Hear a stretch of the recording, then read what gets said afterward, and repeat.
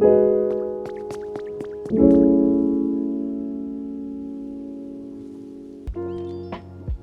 んにちは、メイです。千と千尋風のゲートをパサパサの街に作ります。チャンネル登録、グッドボタンがまだの方はぜひお願いいたします。今回の主役のゲートはゴツゴツにつながるゲートですね。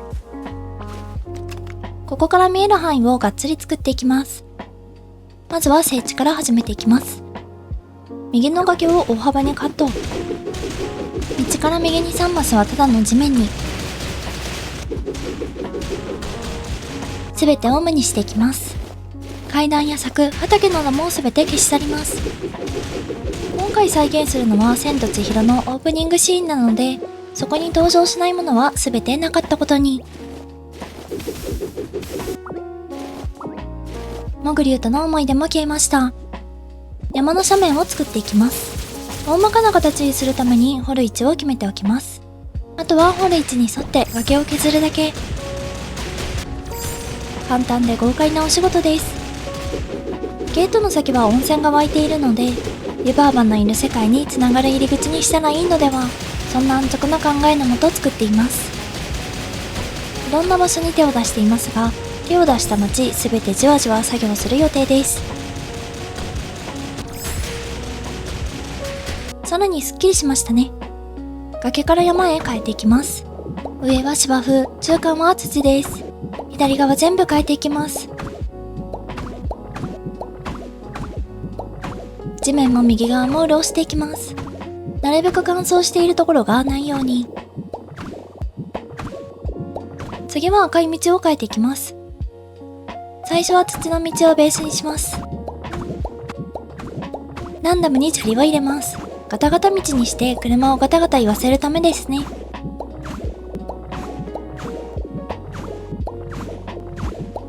次は石積みの壁を地面に。砂利よりもガタガタ言いそうですね。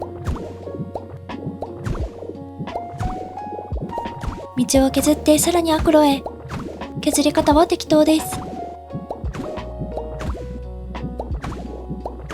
道は最終形態になるまでもう少しかかります。次は入り口前へ。古びた石の壁と床を使います。次は苔で古さの演出。ランダムに置いていきます。ちょっと削り。道は最終確定させていきます。奥は石系を多めに。ひび割れの砂岩を追加。ゲートから遠くなるにつれて土を多めにします。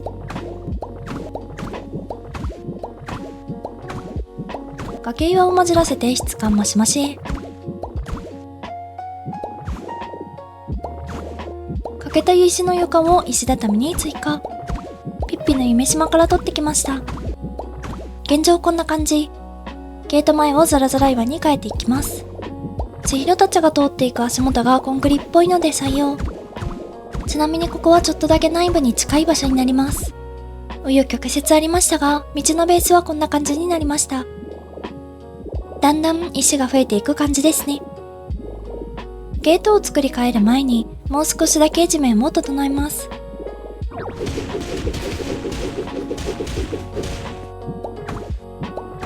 こから作り変えていきます。木の柱を土台に4つ置いて4つ開けてまた4つ。動画内では間違い5つ置いています。過去の私はその事実に気がついていません。次は乾きで染めた木の柱。ちなみにここが建物の色落ち部分ですね。また後で調整します。木の柱の赤を使って積み上げます。地面から高さ7です。地面から5つ目に追加。ゲートのトンネル部分を作っていきます。内部はなしにするのでゲートまで囲います。今回もハリボテ建築ですね。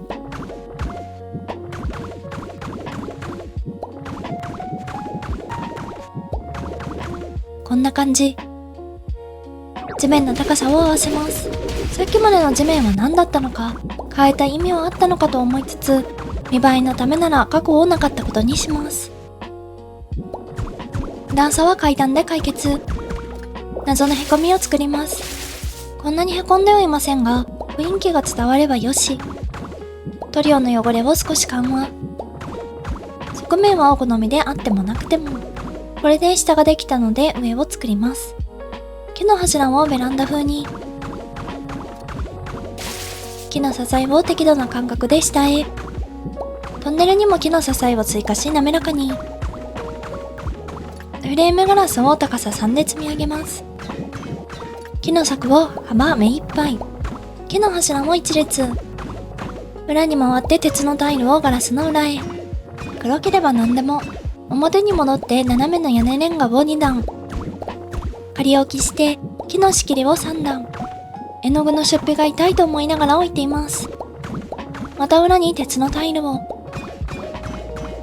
次は屋根を3段積みます。下が2段なので3段にすることでバランスを取ります。一番上に屋根の飾り。トンネルの真上になるように注意しつつ、ここに看板をつけていきます。斜め天土の屋根を4つ。これでゲート部分の完成。周りを作っていきます。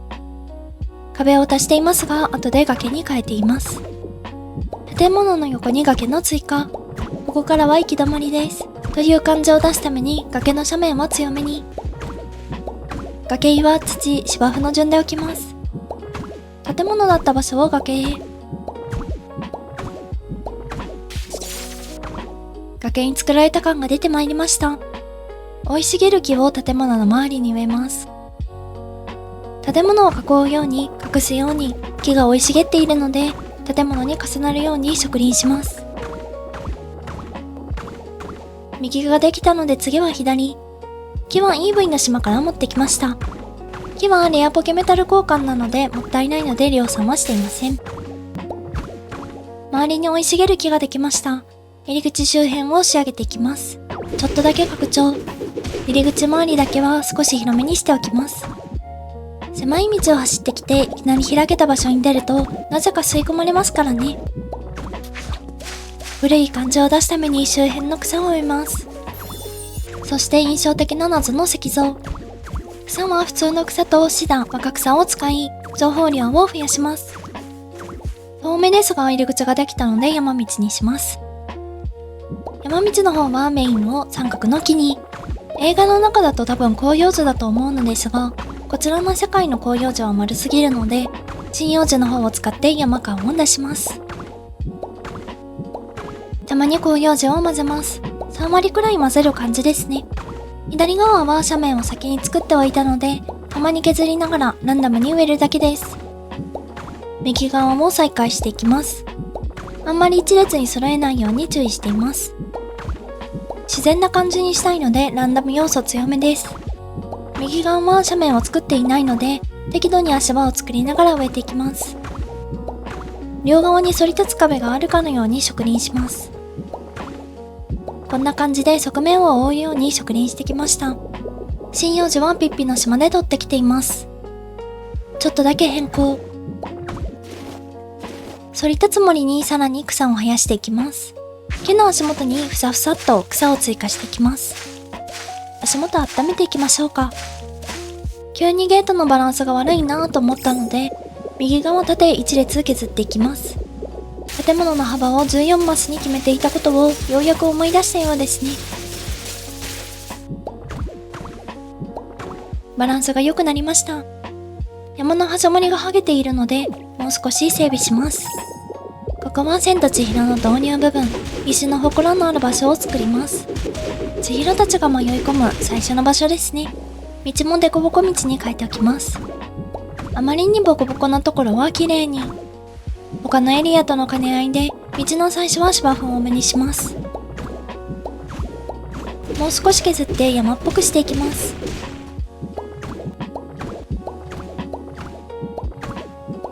ここの部分に石の祠を作ります。本来大きな松の木ですが、周りと合わせて針葉樹だけです。三角の屋根レンガを石の社に見立てます。木の囲いと桟橋を使って鳥居作り。石の破片をばらまきます。ゲートまで迷わないように木で他の道を塞ぎます。桟を生やしてモリモリに。最初の鳥居部分ができました。千尋たちが乗ってきたセダンを作ります。前回のクラシックカーのアレンジです。シンプルな床を使います。車の発案者の方の動画は概要欄へ。扇屋根を左右へ。ウォールライトをつけます。ポップなソファーを座席に、お別れの花束とランドセルを置いていきます。屋根のガラスを両側へ。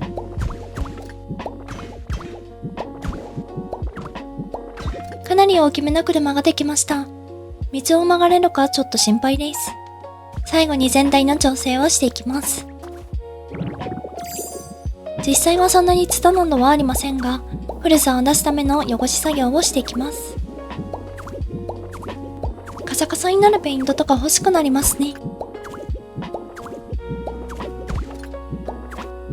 これで建物の芯に完成です。道が綺麗すぎるので、石や小枝などを置いていきます。車の中から見る謎の石像も置いて、これで全て完成です。千と千尋風のゲートはいかがだったでしょうか？夏になると映画見たくなると思った方は、チャンネル登録とグッドボタンをぜひお願いいたします。SNS もやっていますのでお気軽にフォローしてくださいね。最後までご視聴ありがとうございました。また次回の動画でお会いいたしましょう。